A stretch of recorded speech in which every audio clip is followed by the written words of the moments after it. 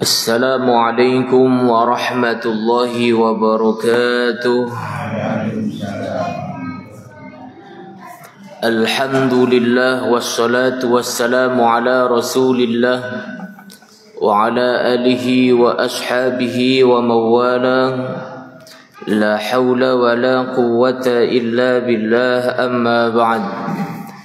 Laqad qala Allah ta'ala fi kitabihil karim: أعوذ بالله السميع العليم من الشيطان الرجيم بسم الله الرحمن الرحيم يا أيها الذين آمنوا اتقوا الله ولتنظر نفس ما قدمت لغد واتقوا الله إن الله خبير بما تعملون صدق الله العظيم. وقال النبي صلى الله عليه وسلم: taraktu fikum amrayni ma in tamassaktum bihima lan tadillu abadan, kitaballahi wa sunnata rasulih. Sadaqan nabiyyu ala hadithih.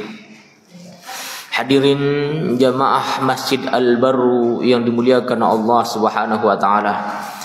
Bersyukur kita kepada Allah karena hingga hari ini Allah masih memberi kesempatan kepada kita untuk mempersiapkan amal soleh, untuk memperbanyak bekal, dan bekal yang kita persiapkan itu tidak lain adalah bekal iman dan takwa kita kepada Allah Subhanahu wa taala. Sebab hanya itulah yang Allah perintahkan kepada kita, di mana Allah pernah menyampaikan di dalam firman-Nya, wa tazawwadu fa inna khairaz zadi taqwa.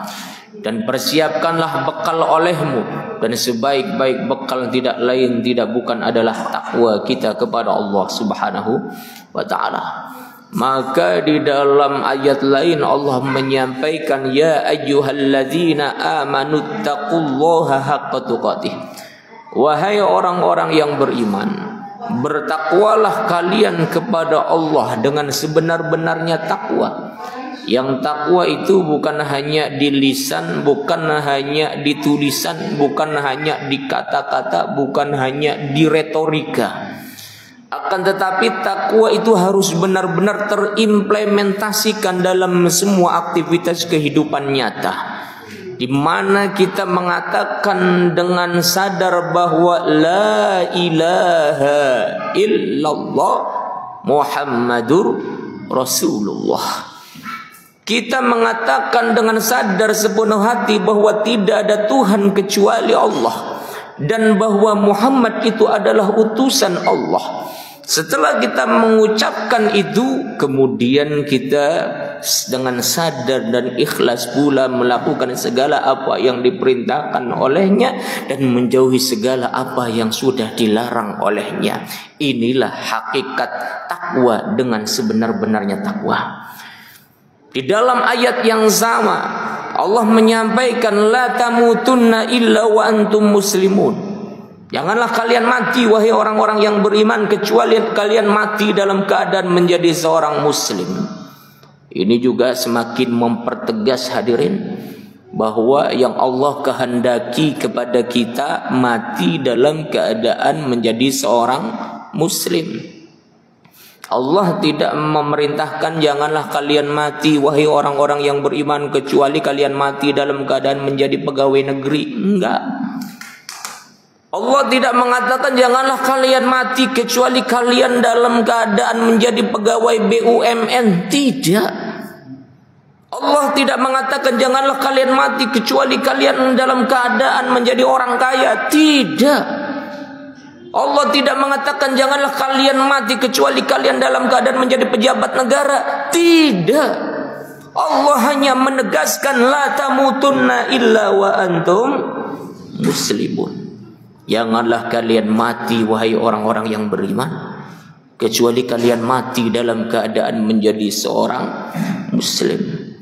Karena keislaman itulah yang kelak akan menyelamatkan manusia dari semua malapetaka yang akan dihadapinya kelak di yaumil qiyamah.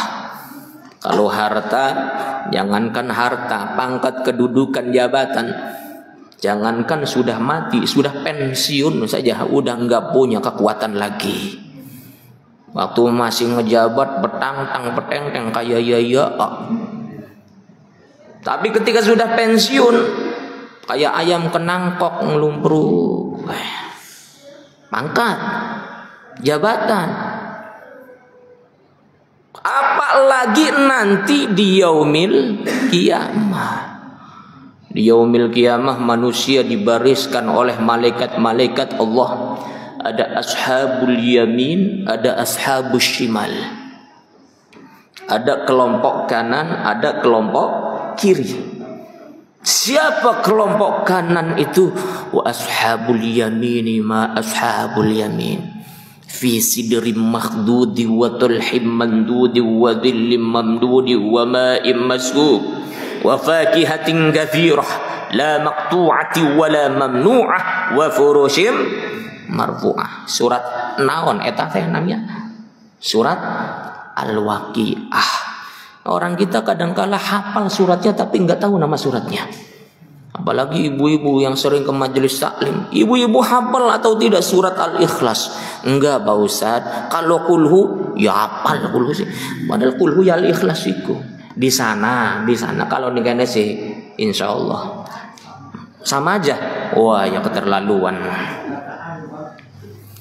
Kelompok kanan dibariskan oleh Allah pada saat itu sebagai kelompok yang berbaris di belakang barisan Rasulullah Muhammad SAW yang sudah dipastikan ia akan masuk ke dalam surganya Allah. Di sisi lain ada kelompok kiri yang dalam bahasa Quran surah Al-Waqiah disebut dengan ashabus shimal. Apa itu ashabus shimal? Fi samumi wa hamim wa dhillim min yahmum la baridin wa la karim innahum kanu qabla dhalika mutsrafin wa kanu yusirruna 'ala al-hinthil 'azim ila akhir ayat. Jadi nanti di padang mahsyar manusia dibariskan oleh Allah hanya ada dua barisan, kelompok kanan, kelompok kiri. Padang mahsyar pada saat itu manusia dibariskan sesuai dengan amal perbuatannya ketika mereka hidup di dunia. Enggak ada manusia dibariskan berdasarkan domisili kartu KTP-nya. Wong di ente Pedawung sebelah kene. Ente wong di Pleret sebelah kene. Ente wong di saya orang tengah tani ya sebelah sini baris. Kune pengen dihisap tak pengen pembagian bansos. Itu namanya ashabul yamin, ashabul shimal hanya ada kelak di padang mahsyar. Tidak ada manusia dibariskan sesuai dengan domisili. Wong di Wong Cirebon ini kan baris ya. Wong di Wong Dermayu sebelah sini. Orang mana? Orang Kuningan. Orang mana? Majalengka. Sebelah sini. Enggak ada kartu domisili. Jangankan kedaerahan, kartu domisili warga negara pun tidak. Sehingga tidak ada lagi sekat-sekat kebangsaan pada saat itu. Termasuk juga tidak ada lagi orang yang bangga dengan pangkat kedudukannya. Orang waktu masih ngejabat di dunia, dia jadi jenderal, dia jadi pejabat negara, diatur-atur, kadang-kala ada ngebangkangnya. Ente belum tahu saya pejabat ini, jenderal ini, ente jangan macam-macam sama saya. Di dunia nanti di padang mahsyar di hari kiamat tidak ada lagi yang semacam itu hadirin. Semua dibariskan oleh malaikat-malaikat Allah. Enggak ada di padang mahsyar orang petang-tang. Sama malaikat dibilang, bang barisnya sebelah sini bang, petang-tang. Bang barisnya sebelah sini. Ente beli urutan malaikat, isul jenderal, ditempiling nih malaikat tuh kayak sih. Ditempiling, dikepret nih malaikat. Enggak ada namanya jenderal, enggak ada yang namanya komandan, enggak ada yang namanya pejabat. Semua sama. Apalagi orang-orang yang penuh dosa. Dijelaskan di dalam Quran surah An-Nazi'at. Kata Allah Subhanahu wa taala, wujuhu yawma idzin khashi'ah 'amilatun nasibah tasla naran hamiyah tusqa min 'ainin aniyah laisa lahum ta'amun illa min dhari. Orang yang dulu ketika di dunia petang-tang, peteng-teng, bintangnya anak dulu cuma papat pitu, golongannya puyer bintang 7. Sombong. Nih pejabat tinggi, nih pegawai negeri golongan level tinggi, nih wong kaya, wong Cirebon gitu paling sugine isun. Petang-tang peteng-teng ketika hidup di dunia ngelempuruk engkoning hari kiamat nanti. Amilatun nasibah. Sebab pada saat itu dia sadar dia bakal masuk ke dalam neraka. Walaupun belum diputuskan ente ahli neraka, ente ahli surga. Tapi dilihat dari tanda-tandanya pada saat itu banyak manusia yang sudah sadar, waduh bakal lewis celaka lesun. Bakalnya bahaya saya ini. Bakalnya diseret, ditempiling, diedek-edek, ditampak ini malaikatnya. Banyak orang sadar. Makanya mumpung kita masih hidup hadirin, yang sudah pensiun, alhamdulillah kita sudah memperbaiki diri dengan kita rajin datang ke masjid. Yang belum pensiun, ingat, yang namanya jabatan hanya sementara. Jadilah para pejabat-pejabat yang tawadhu, pejabat-pejabat yang beriman, yang bertakwa kepada Allah Subhanahu wa ta'ala. Maka hadirin rahimakumullah, saya di sini sebetulnya bukan itu yang ingin dikaji, cuma prolog saja Pak Ketua DKM. Cuma biasa saya Pak prolog anak 40 menit biasa sih. Saya sebagaimana menjadi tema besar diminta untuk mengkaji tentang sejarah. Bagaimana para nabi, para rasul terdahulu. Insya Allah pada malam hari ini saya ingin mengkaji dengan pembahasan kaum Tsamud, kaum Ad. Kaum Ad itu kaum yang hidup di zamannya Nabi Hud alaihi salatu wassalam. Kita akan kaji bersama. Tapi yang jelas Allah Subhanahu wa taala menyampaikan di dalam Quran surah Al-Kahfi ayat ke-54. Ini sebelum kita memasuki pembahasan ayat-ayat tentang kaumnya Nabi Hud alaihi salatu wassalam, yakni kaum Ad. Apa kata Allah? A'udzu billahi minasyaitonir rajim. Walaqad sarrafna fi hadzal Qur'an lin-nasi min kulli mathal. Dan sungguh kami kisahkan berulang kali di dalam Al-Qur'an, kata Allah Subhanahu wa taala, untuk manusia berbagai macam perumpamaan, berbagai macam permisalan, berbagai macam kisah. Wa kana al-insanu aktsara syai'in jadalah. Akan tetapi kata Allah, sayangnya manusia itu lebih banyak yang suka mendebatnya. Lebih banyak manusia yang suka ngebantah. Ketika disodorkan ayat, tapi kan. Ketika disodorkan dalil, tapi kan. Ketika disodorkan firman Allah, tapi kan. Ini wa kanal insanu aktsara syai'in jadala, kata Allah. Sudah berulang kali Allah kisahkan umat-umat terdahulu. Allah buatkan berbagai macam permisalan, berbagai macam perumpamaan. Wa kanal insanu aktsara syai'in jadala. Akan tetapi sayangnya manusia lebih banyak yang senangnya ngedebat, senangnya ngebantah. Kalau kata orang Cirebon bilang, lebih banyak manusia embengkeng. Bengkeng, tapi kan ini ayatnya, iya tapi kan menurut saya, ini hebat bisa menurut saya. Al-Quran baru diterima kalau tidak bertentangan dengan hawa nafsunya. Al-Quran baru diterima kalau tidak bertentangan dengan keinginannya. Ketika dianggapnya bertentangan dengan keinginannya, qadi kitaballahi wara'a zuhurihim ka'annahum la ya'lamun. Kitab Allahnya dilempar ke belakang seolah-olah dia tidak tahu. Padahal tahu ini wajib, Sholat wajib, ngaji wajib, sedekah zakat wajib, puasa wajib. Tahu itu sholat wajib, tapi kan isunya repot. Tapi kan yang namanya kebaikan bukan hanya sholat, tapi kan yang penting kan cari nafkah untuk keluarga.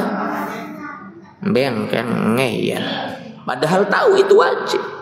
Padahal tahu khamr haram, judi haram, riba haram. Tapi kan. Maka kata Allah, kitab Allah wara'a zuhurihim ka'annahum la ya'lamun. Kitab Allahnya dilempar ke belakang seolah-olah dia tidak tahu. Yang artinya di sini padahal dia tahu. Ini wajib, ini harus dilakukan. Ini haram, ini harus ditinggalkan.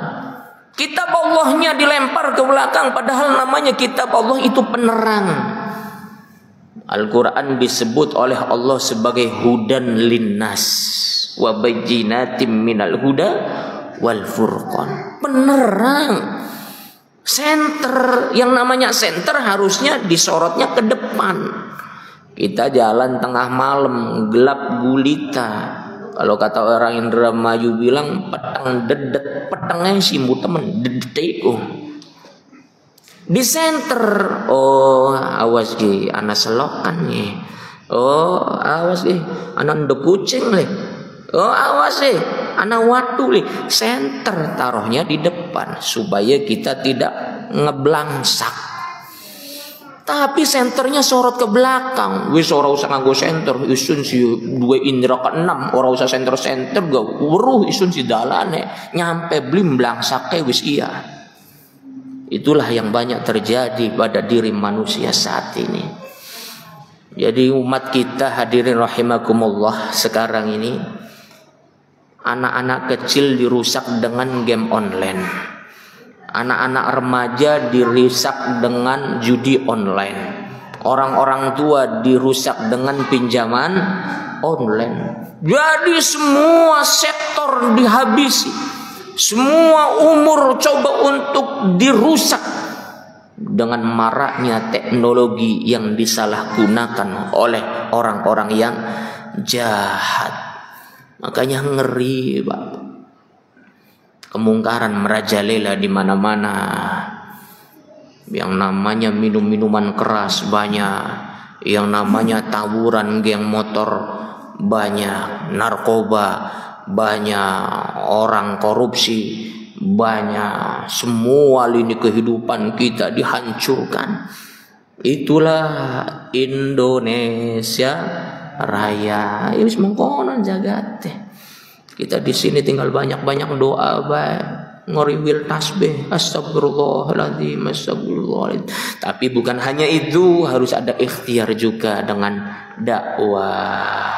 Ya, jadi manusia kata Allah.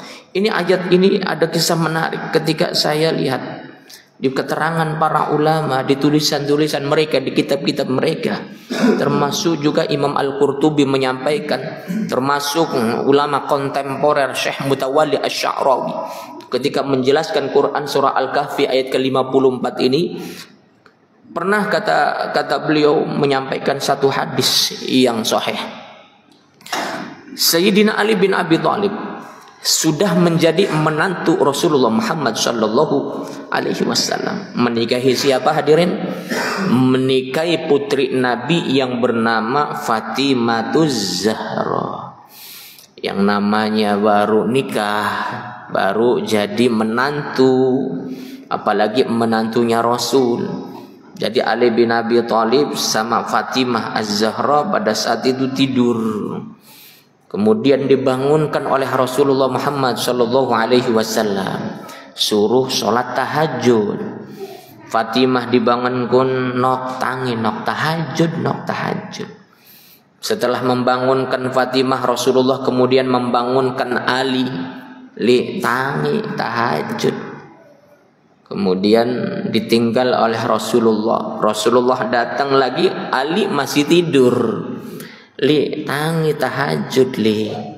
Kemudian Ali bin Abi Thalib ngelilir dan menjawab Rasulullah Muhammad SAW. Ya Rasulullah, sesungguhnya jiwaku sepenuhnya dikendalikan oleh Allah. Jadi saya ini saat ini semua atas kehendak Allah. Sholat ataupun tidak sholat, ya kehendak Allah. Kalau saya masih enggak mau sholat, berarti belum menghendaki saya untuk sholat, itu Allah. Kemudian Nabi Allah Muhammad pun meninggalkan Sayyidina Ali seraya mengatakan, wa kanal insanu aktsara syai'in jadalah. Memang dasarnya manusia ku akeh pada ngebengkeng, pada seneng yang ngejel, pada senengnya ngedebat. Untungnya Ali bin Abi Thalib hanya melakukan demikian pada perkara sunnah, hadirin. Sholat tahajud kan itu hukumnya sunnah. Jadi zaman Nabi Muhammad dimaklumi, diwajarin saja dah. Yang namanya tahajud itu kan sunnah. Jadi Nabi Allah Muhammad tidak mencela Sayyidina Ali bin Abi Thalib. Yang berbahaya itu ketika tangi sholat maghrib, durung sholat maghrib turu wae. Usgah Allah durung ngupai hidayah ning isun yang komaning bae. Kok kalau menunggu si Allah ngupai hidayah ning isun gen sholat. Ini yang dosa besar ini. Mengatasnamakan Allah, dia tidak mendapatkan hidayah, padahal dia sendiri yang tidak mau menjemput hidayah. Baik hadirin Bapak Ibu, Akang Yayu jamaah Masjid Al-Baru yang dimuliakan Allah Subhanahu wa taala. Pembahasan kali ini tentang hidayah yang dahulu juga sudah ada sejak zaman para nabi, sejak zaman para rasul. Kita masuk ke pembahasan Nabi Hud alaihi salatu wassalam dengan kaumnya yang bernama kaum Ad. Siapa Nabi Hud itu? Nabi Hud itu nabi yang keempat yang wajib diimani keberadaannya oleh kaum muslimin. Pertama Nabi siapa hadirin? Nabi Adam. Yang kedua Nabi Adam, terus Idris. Setelah Nabi Idris Nabi Nuh. Setelah Nabi Nuh Nabi Hud. Adam, Idris, Nuh, Hud. Jadi Nabi Hud ini nabi yang keempat setelah Nabi Nuh, setelah Nabi Idris, setelah Nabi Adam alaihi salatu wassalam. Nabi Hud berdakwah di tengah-tengah masyarakatnya. Dan masyarakatnya Nabi Hud pada saat itu disebut dengan kaum Ad. Di dalam Al-Quran banyak kisah para nabi. Ada namanya kaum Thamud yang hidup di zamannya Nabi Saleh alaihi salatu wassalam. Karena pembangkangannya kemudian Allah binasakan mereka. Ada juga namanya kaum Sadum yang hidup di zaman Nabi Lut alaihi salatu wassalam. Karena kemaksiatannya yang begitu melampaui batas, kemudian Allah binasakan mereka dengan hujan batu. Dan ada juga yang masyhur, yang populer, yang sering dijelaskan di dalam Al-Quran, itu namanya kaum Ad. Kaum Ad, kaum yang hidup di zaman Nabi siapa hadirin tadi? Nabi Hud. Penjelasan yang cukup detail ada di dalam Quran surah Al-Ahqaf ayat ke-21. Bismillahirrahmanirrahim.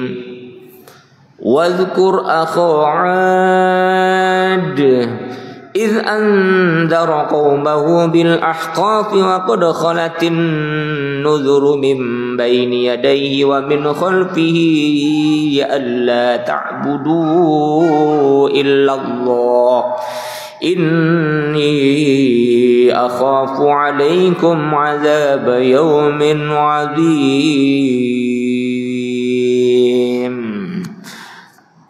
واذكر أخا عاد, dan ingatlah ketika saudara kaum Ad, yakni Nabi Hud. Jadi Nabi Hud sendiri itu merupakan dari kaum Ad. Jadi para nabi, para rasul, mereka biasa diutus berdasarkan mayoritas masyarakat. Masyarakat apa banyaknya? Ketika mayoritas banyaknya Bani Israel, maka datanglah nabi-nabi dari kalangan Bani Israel. Ada Nabi Yahya, ada Nabi Zakaria, sampai Nabi Musa, Nabi Isa. Mereka nabi-nabi, rasul-rasul itu dari kalangan Bani Israel.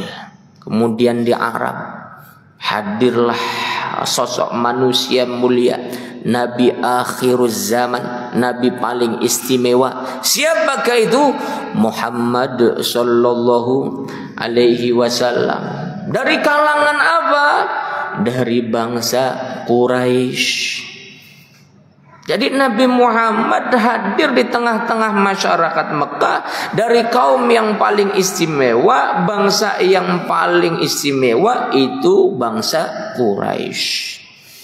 Maka Nabi Hud pun sama, dari kalangan bangsa Ad. Maka katakanlah, kisahkanlah, sampaikanlah, ingatkanlah tentang sahabat saudara dari kaum Ad, yakni Saleh. Idz anzara qaumahu bil ahqab, yakni ketika dia mengingatkan kaumnya tentang bukit-bukit Ahqaf. Bukit Ahqaf itu bukit pasir. Maka di Yaman ada Universitas Al-Ahqaf Yaman. Kenapa Al-Ahqaf? Karena di sana padang pasir.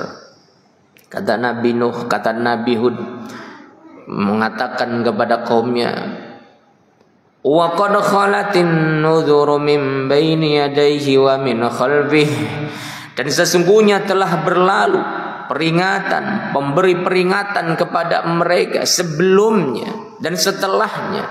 Jadi yang dakwahin kaum Ad bukan hanya Nabi Hud.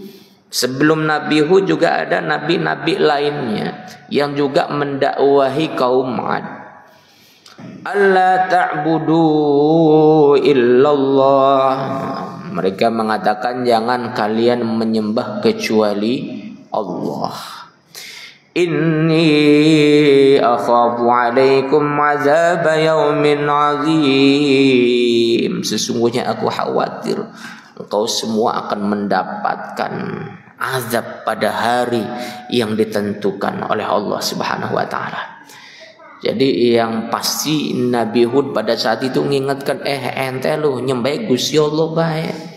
Jangan nyembah selain Allah. Khawatir nanti kalian akan diazab oleh Allah.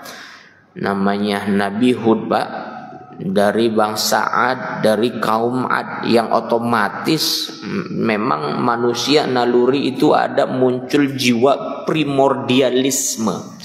Primordialisme itu jiwa kedaerahan, jiwa kekelompokannya itu ada.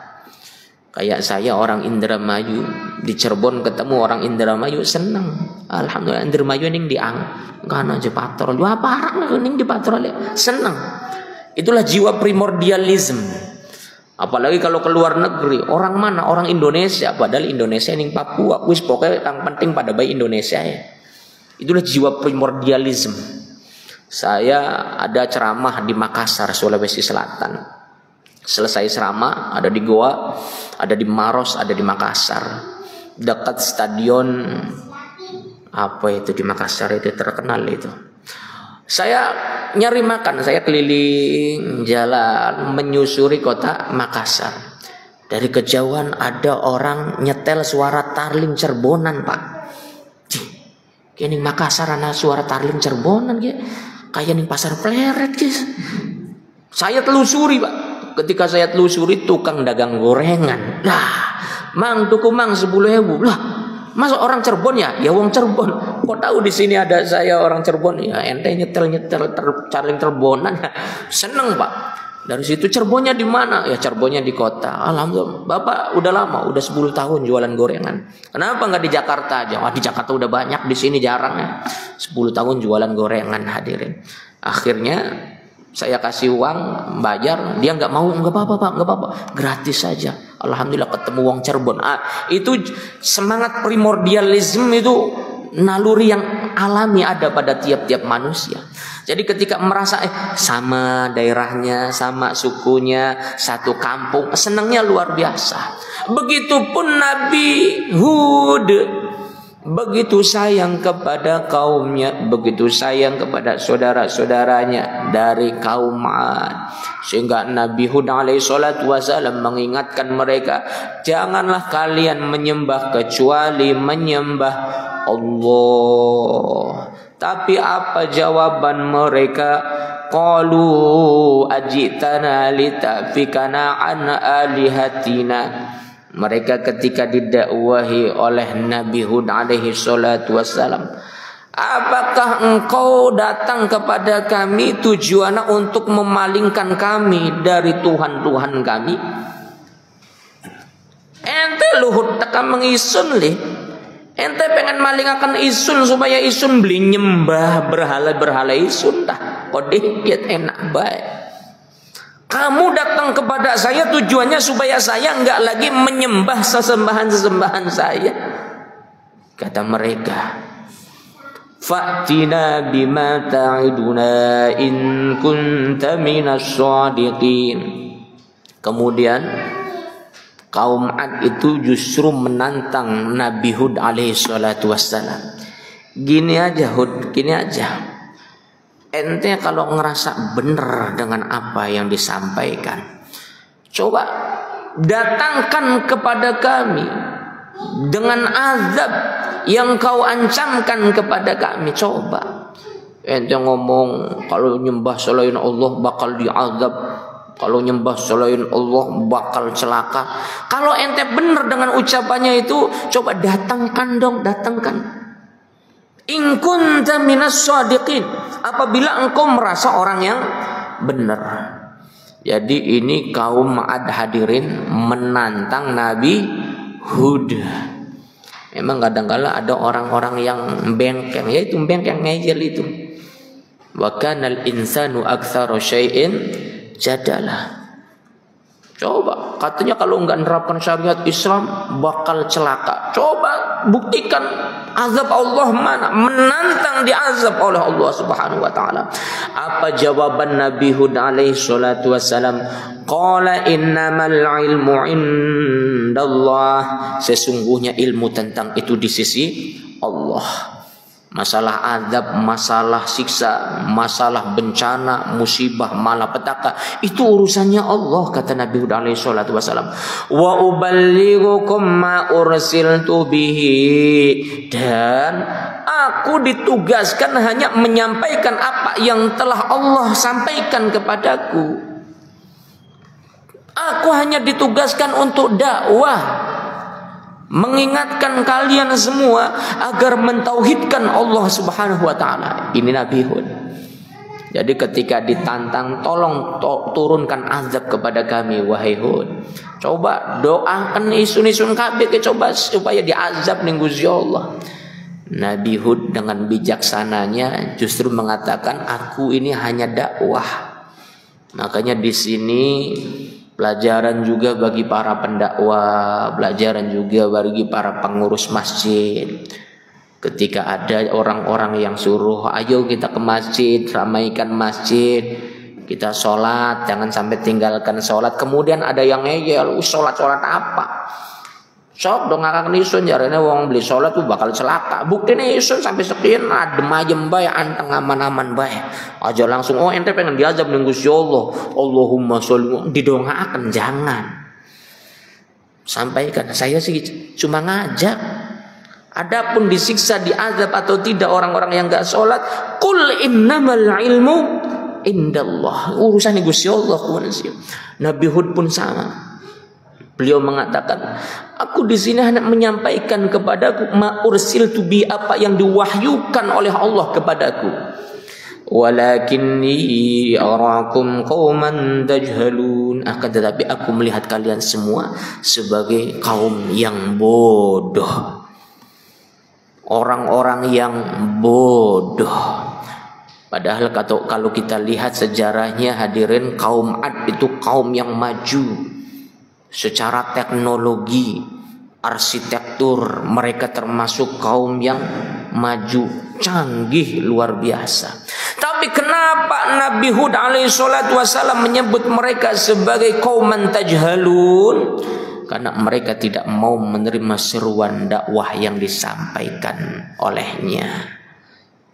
Jadi orang bodoh atau tidak bodoh bukan hanya dilihat dari dia pintar atau tidak sainsnya, pintar atau tidak teknologinya.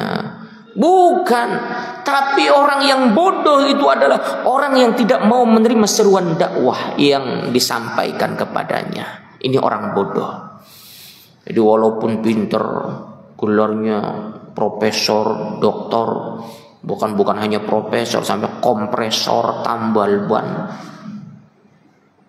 tapi menolak dakwah, menolak seruan dari para dai untuk taat kepada Allah Subhanahu wa taala secara kafah, maka hakikatnya dia adalah orang yang bodoh di sisi Allah Subhanahu wa taala.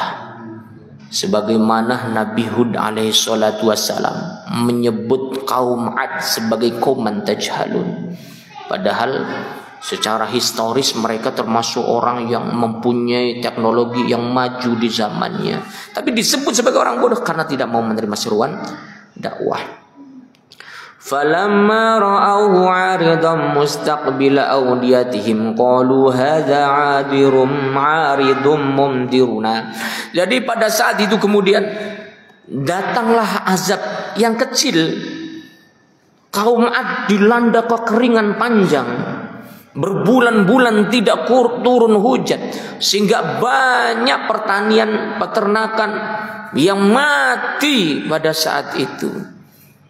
Kemudian Nabi Hud mengingatkan lagi mereka, ini peringatan dari Allah supaya ente lu pada sadar, coh anak cohe lamun wong pleret wong kana ya langka cohe langka.